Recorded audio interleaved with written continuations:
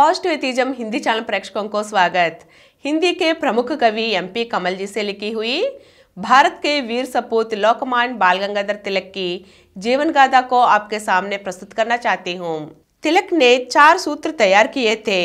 वे थे राष्ट्रीय शिक्षा, स्वदेशी माल का इस्तेमाल, विदेशी खासकर ब्रिटेन में बनी चीजों का बहिष्कार तथा स्वराज्य। बंगाल के नेता बिपिन चंद्र पाल और पंजाब के नेता लाला लाजपत राय दोनों ने महाराष्ट्र में जन्मे राष्ट्रीय नेता तिलक की जन आंदोलन की रूपरेखा को पूरी तरह समझ लिया और वे उनके साथ आ गए। लाल बाल पाल की यह तिकड़ी भारतीय स्वाधीनता आंदोलन की पृष्ठभूमि तैयार करने के इतनी दृढ़ता और लगन से जुट गई कि पूरे देश में आंदोलन का संदेश मिलने लगा।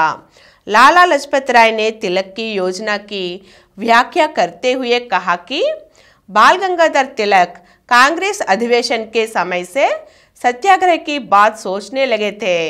इस सत्याग्रह के 3 उद्देश्य थे।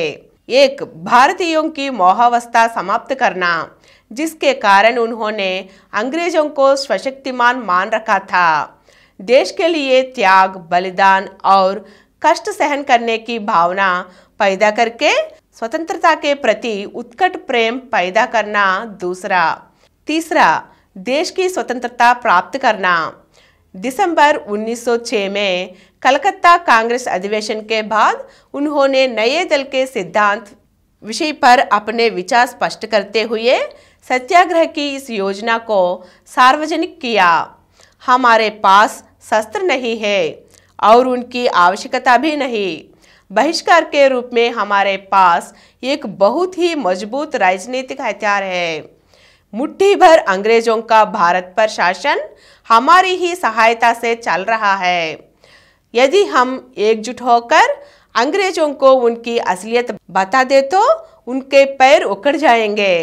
माना कि हम में सशस्त्र विद्रोह की शक्ति नहीं है, तो क्या आत्मनिषेध और आत्मसंयम का बल भी नहीं है, जिससे विदेशी सरकार को आप पर शासन करने में सहायता ना मिल सके।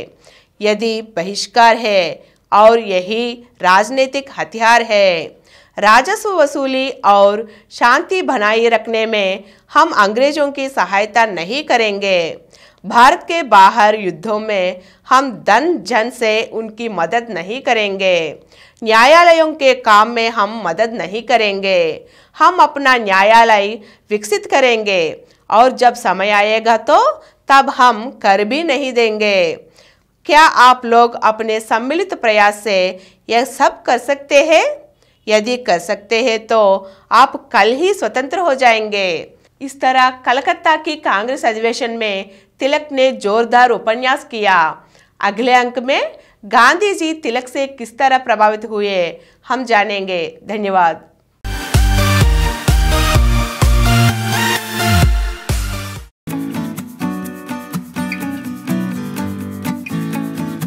Please download Samaram multi-channel app and watch your favorite channels from your mobile. App available on Google Play Store and subscribe to the channels.